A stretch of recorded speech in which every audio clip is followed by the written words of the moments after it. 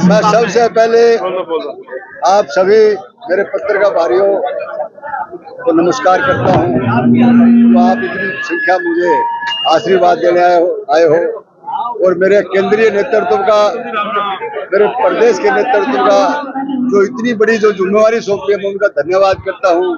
हमारे राजस्थान से टीटी साहब, हमारे प्रदेश के नेताओं ने, प्रोफेसर साहब गए थे, प्रोफेसर साहब सारों को मेरे ऊपर पूरी जनता का इतना प्यार है कि मैंने आज तक जिंदगी में नहीं सोचा। जैसे मेरी टिकट अलाउंस हुई, हमारे को यही नहीं पता, जैसे मैं सपना देख रहा हूँ चोपड़ा जी, मेरे परिवार को नहीं पता, किसी को नहीं पता। मैं ये नहीं कह सकता था भी मैं किसको बताऊंगा ना, ऐसा मेरे साथ ये करिश्मा हुआ। और ऐसा ही करिश्मा 8 तारीख का होगा, ये मैं बता दूं। एक छोटे से बुलावे पर कितने लोगों का आ जाना? मैंने किसी को नहीं बुलाया, अपने आप आए। ये भी देखो, कोई आदमी कह दे कि रोहतास जाना, किसी को टेलीफोन किया, अपने आप इनको टेलीफोन है। मुझे टाइम ही नहीं मिला। रात को 9:30 बजे मेरे पास ऊपर से टेलीफोन आता है कि अपनी तैयारी करो। सुबह मैं तो एकदम से, मैं कहाँ से खाता खुलवाऊंगा, रात को कहाँ से कागज ले आऊंगा, किसके नाम क्या है, मेरे को नहीं पता था। फिर मैंने वो सारे कल परसों करा करके कार्यालय, फिर कल ही करवा करके, और सब ने ये जो टीम भारतीय जनता पार्टी की सेना है अंदर से, इन्होंने किया, मैंने कुछ नहीं किया, ये सब परमात्मा ने किया है।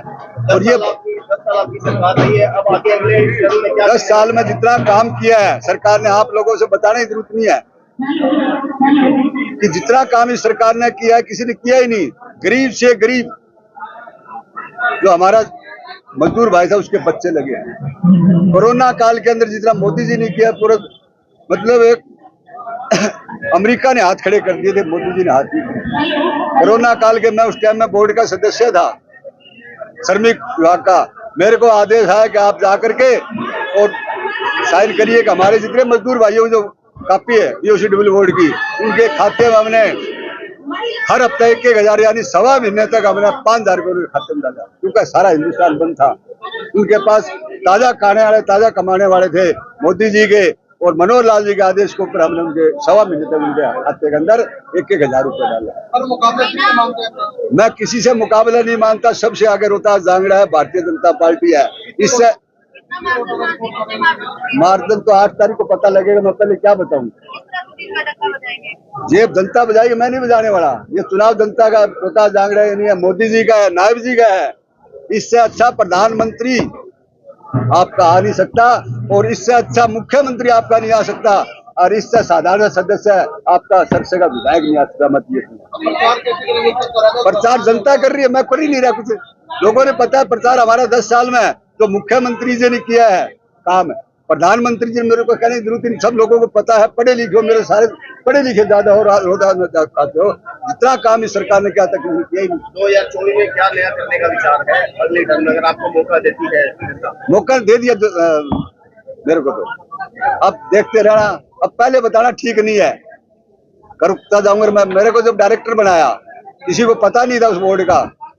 मैंने पूरे हरियाणा के अंदर कोई घर ऐसा नहीं छोड़ा जो गरीब का बच्चा, उसके पास सिलाई मशीन ना दी हो, मातृत्व लाभ ना दिया हो। 24 प्रकार की कल्याणकारी योजना हमने चलाई है, और सबसे पूरे हिंदुस्तान में सबसे ज्यादा जो कन्यादान है श्रमिक बोर्ड के अंदर 1,01,000 रुपए कन्यादान का है, और लड़के की शादी में 31,000 रुपए देते हैं।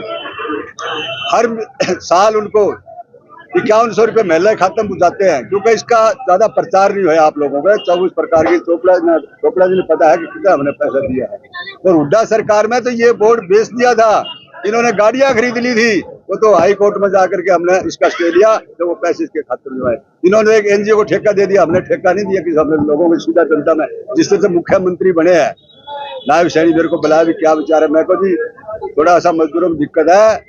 19 तारीख को पिछले महीने के 80 करोड़ रुपया उनके खाते में डाले हैं। किसी यहाँ मजदूर से कोई आए हो गया, पूछ ले उनको कि उनके खाते में डाले।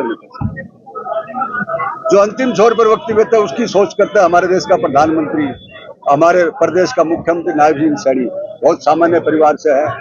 आपको किसी को नहीं पता था, मेरे को नहीं पता, जो भी घंटा भी मुख्यमंत्री बनेगा। इनकी राजस्थान की सरकार है, उनको नहीं भजनलाल मुख्यमंत्री है। ये भारतीय जनता पार्टी है, जो मोदी का नारा है सबका साथ सबका विकास हो जाए, बिल्कुल है जी। मेरे जैसे गरीब से आदमी को टिकट दे रखे, इससे ज्यादा आपके सामने उदाहरण है। बड़े बड़े जो ऊपर बंदे तो सारे फेल हो गए, अब इससे ज्यादा मैं क्या कहूँ आपको। देखिए, आज हम सबके लिए बहुत खुशी का दिन है, खास करके सिरसा विधानसभा के सब कार्यकर्ताओं के लिए। क्या सिरसा विधानसभा का जो हमारा चुनाव कार्यालय है उसका उद्घाटन हुआ है। मैं विश्वास के साथ कह सकता हूं कि हमारी सिरसा विधानसभा क्षेत्र के सभी कार्यकर्ता मिलकर के, हमारे सिरसा के सभी संगठन की टीम के हमारे कर्मठ सदस्य, जिन्होंने सालों साल की मेहनत से भारतीय जनता पार्टी को सींचने का काम किया है, ऐसे सब कार्यकर्ताओं की मेहनत के कारण से सिरसा विधानसभा क्षेत्र भारतीय जनता पार्टी जीत करके और हरियाणा प्रदेश में तीसरी बार नायब सैनी जी के नेतृत्व में हमारी सरकार बने, इस बात को सुनिश्चित हमारी ये टीम करेगी। आज मैं रोहतास जांगड़ा जी को भी बधाई दी है कि एक बहुत सामान्य कार्यकर्ता भारतीय जनता पार्टी ने यहाँ उम्मीदवार के रूप में दिया है। ये सालों साल से भारतीय जनता पार्टी के काम को संगठन में भी करते रहे, और जब सरकार हमारी इस प्रदेश के अंदर बनी तो कैसे मजदूरों के बीच में उनके कल्याण के काम किए जा सके, जितनी भी जन कल्याण की योजनाएं हो सकती थी वो हरियाणा के अंदर बने। इनमें हमारे सब ऐसे बंधुओं की टीम का बहुत बड़ा योगदान है, और जब योजना बन गई, सरकार ने उसको इम्प्लीमेंट कर दिया, तो रोहतास जी के नेतृत्व में पूरे हरियाणा प्रदेश के अंदर हमारे मजदूर भाइयों को उनका अधिकार उनके घर बैठे उन तक पहुंचे, इस बात को सुनिश्चित करने का भी काम किया है। तो ऐसे संघर्षशील हमारे साथी कार्यकर्ता को भारतीय जनता पार्टी ने यहाँ से उम्मीदवार बनाया है, कमल का फूल दे करके भेजा है, तो निश्चित रूप से ये जीत करके विधानसभा में जाएंगे। देखिए, जैसे मैंने कहा, आज पूरे प्रदेश के अंदर, जैसे देश में जब नरेंद्र मोदी जी प्रधानमंत्री का चुनाव लड़ रहे थे, भारतीय जनता पार्टी लोकसभा का चुनाव लड़ रही थी, तो विरोधी दलों के नेताओं ने बहुत सारे भ्रम फैलाने का काम किया था। विरोधी दल के नेताओं ने यहां तक प्रचार किया किसानों के बीच में किसानों की जमीनें छीन जाएंगी। किया था कि नहीं किया था, मैं आपसे पूछना चाहता हूं, किसान की 1 इंच भी जमीन कोई भारतीय जनता पार्टी के राज में छीनी क्या? और ना ही किसी की हिम्मत कि भारतीय जनता पार्टी के राज में किसी किसान की जमीन छीन जाए।